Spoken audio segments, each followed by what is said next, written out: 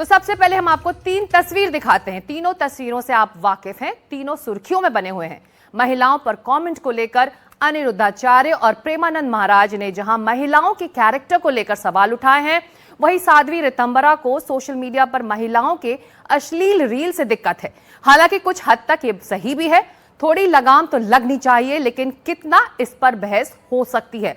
बहरहाल महिलाओं पर दिए विवादित बयान से तीनों संतों के खिलाफ लोग सोशल मीडिया के जरिए अपनी नाराजगी जता रहे हैं।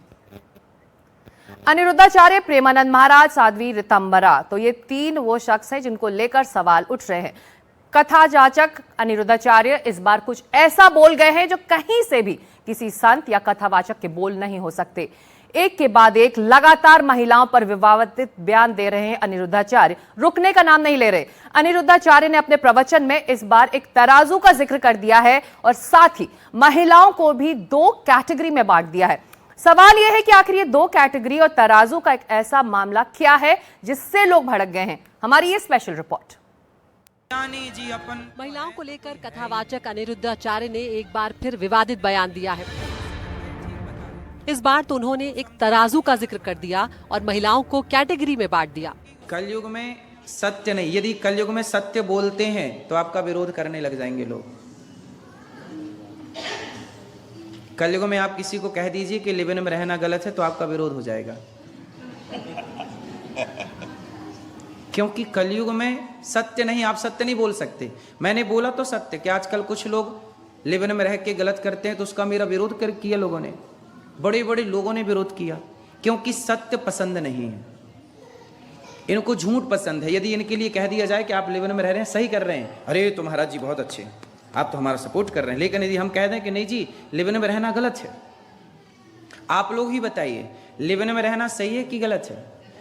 आप कैसी बहू चाहती हो जो लिव इन में रह के आए? बोलो, क्या आप में से कोई भी माँ अपने बेटे के लिए लिव इन में रहने वाली बहू चाहेगी?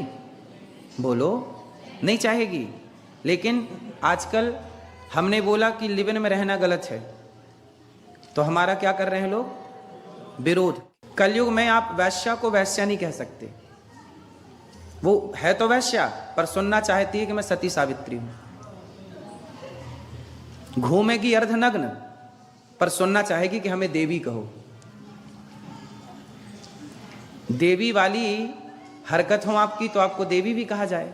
क्या एक तराजू में आप पतिव्रता नारियों को रखो और दूसरी तराजू में आप लिव इन में रहने वालियों को रखो, तो क्या दोनों का पलड़ा भारी होगा?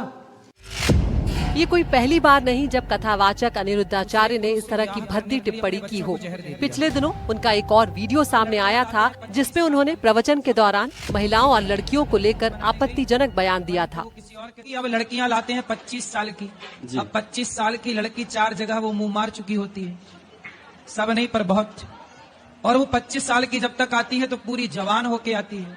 जब जवान होके आएगी तो स्वाभाविक है कि वो अपनी जवानी कहीं ना कहीं तो वो उसकी जवानी फिसल जाएगी या जाएगी। जैसे कि अभी एक लड़के के संग हनीमून मनाने गई, परंतु वो किसी और के साथ वो रह चुकी थी, उसके साथ चक्कर था। वो ड्रम्बाला केस अभी पुराना हुआ नहीं जाता। अनिरुद्धाचार्य के इस तरह के बयान को लेकर सियासी बवाल मच चुका है। अब इस बयान को लेकर लोग सोशल मीडिया पर उन्हें खूब खरी खोटी सुना रहे हैं। संतों को समाज पर बोलना चाहिए, लेकिन सवाल यही है कि किस हद तक। Bureau report, NDTV India. वैसे बहुत ज्यादा दिन नहीं बीते हैं जब अनिरुद्धाचार्य ने एक बेहद आपत्तिजनक बयान दिया था। उस बयान पर विवाद भी हुआ था और उन्होंने माफी भी मांगी थी। अब लड़कियां लाते हैं 25 साल की, अब 25 साल की लड़की 4 जगह वो मुंह मार चुकी होती है, सब नहीं पर बहुत। और वो 25 साल की जब तक आती है तो पूरी जवान होके आती है। जब जवान होके आएगी तो स्वाभाविक है कि वो अपनी जवानी कहीं ना कहीं तो वो उसकी जवानी फिसल जाएगी या जाएगी। जैसे कि अभी एक लड़के के संग हनीमून मनाने गई, परंतु वो किसी और के साथ वो रह चुकी थी, उसके साथ चक्कर था। वो ड्रम्बाला केस अभी पुराना हुआ नहीं जाता। तो मेरे द्वारा कभी नारी का अपमान नहीं किया जा सकता। नारी तो हमारी लक्ष्मी है। हमारे ब्रजमंडल में तो श्याम सुंदर राधा रानी के चरण दबाते हैं। यहाँ तो नारी के अपमान का कोई सवाल ही खड़ा नहीं होता। फिर भी मेरी आधी अधूरी बात सुनकर के किसी भी बहन बेटी का दिल दुखा हो तो ये दास सदा आपका था, आपका है, आपका ही रहेगा।